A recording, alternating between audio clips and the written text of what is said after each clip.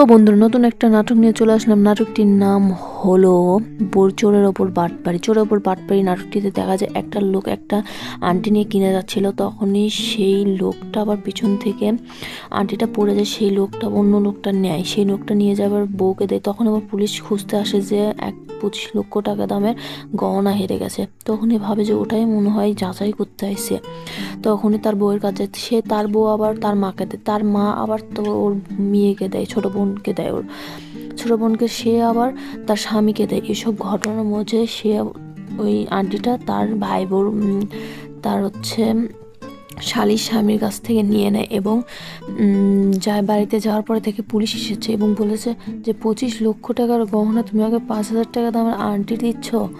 তো বন্ধুরা, তখন দেখা গেল যে তার বউ প্রেম করে, আর সেই প্রেমিকই কিন্তু চোর ছিল।